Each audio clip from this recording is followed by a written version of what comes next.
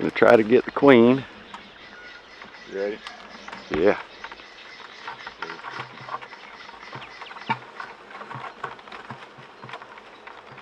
We get mama, they will come to her.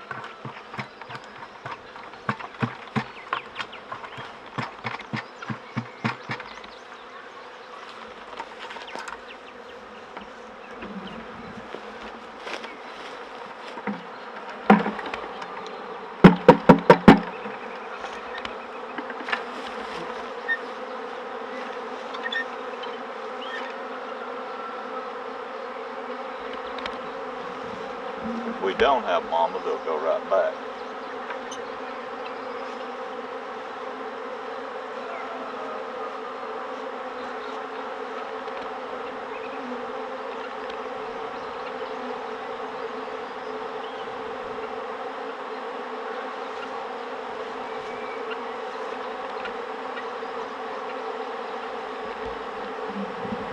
This is too cool. They're leaving. She's up there. See how they're running up? Uh-huh. She's not in there. Through her pheromones, they never lose track of her. Right. And I'm going to say she's on top of that limb where I can't get.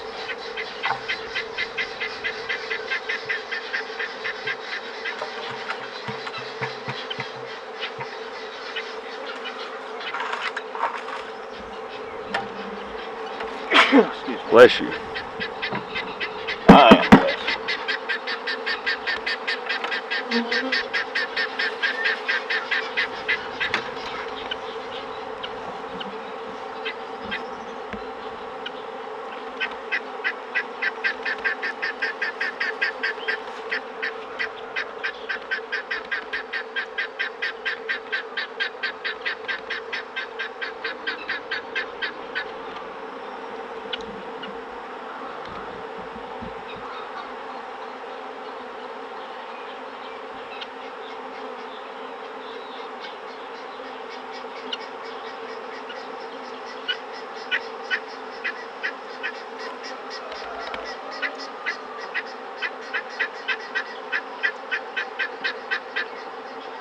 So you're looking for the queen right now, right?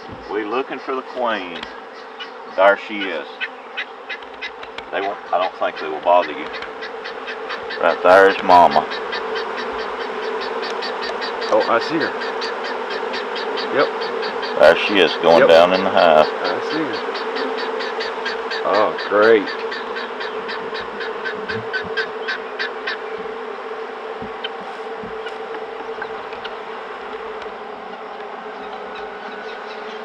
Maybe they will go down in there to her and settle in a minute.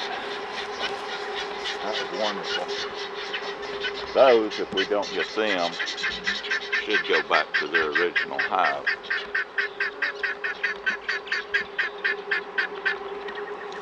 I'll take these home and I'll put them in a frame of brood,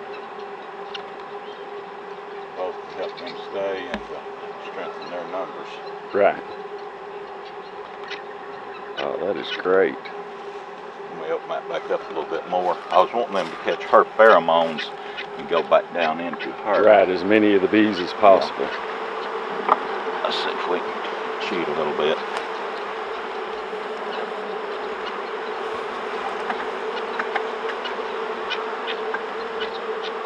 They should find her here in just in a minute.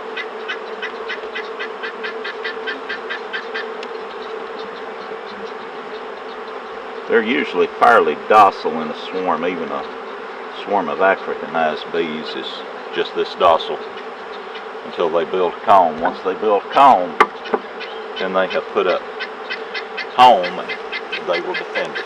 Right.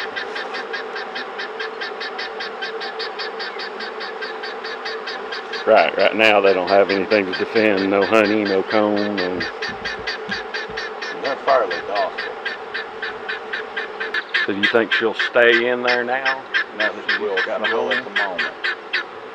But if one of them has found a den tree somewhere, a hollow tree, or anything they think would make a good home, she will come back, get them, and they will leave.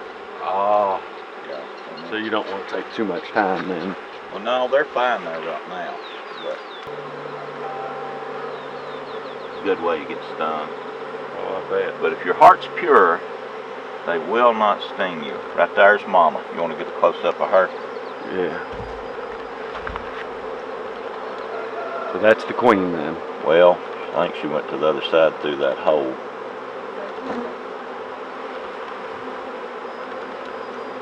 She crawled in that hole and hid from us. She'll come out here again in a minute.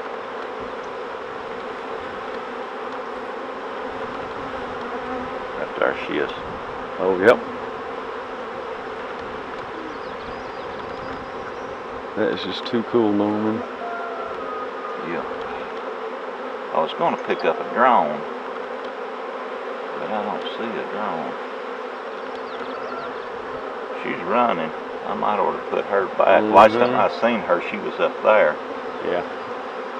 Put her back down in there. Yeah.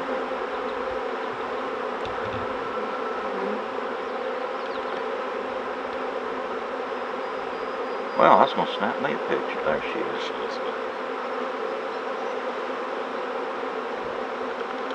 It's just crawling along the edge there. Don't want her to fly off. Certainly do not. You've lost everything then. Very neat.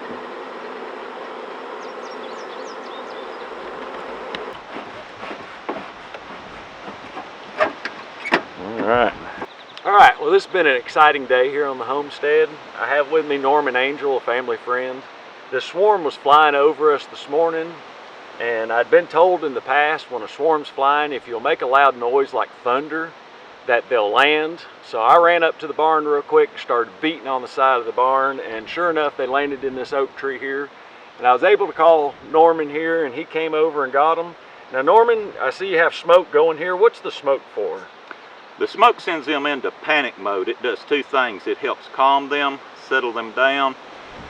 But in a sense, it tells them their house is on fire. They need to prepare to store as much resources as they possibly can in case they have to relocate somewhere else. They have something to start building with, to making wax, producing, and setting up a new home. This is cedar shavings that I use.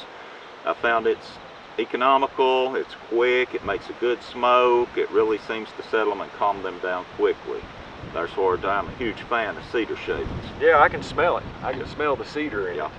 Sure can. Okay, now I see some of these bees flying around. How come they're not stinging us now? I know earlier we had them all around us, and how come they weren't stinging us?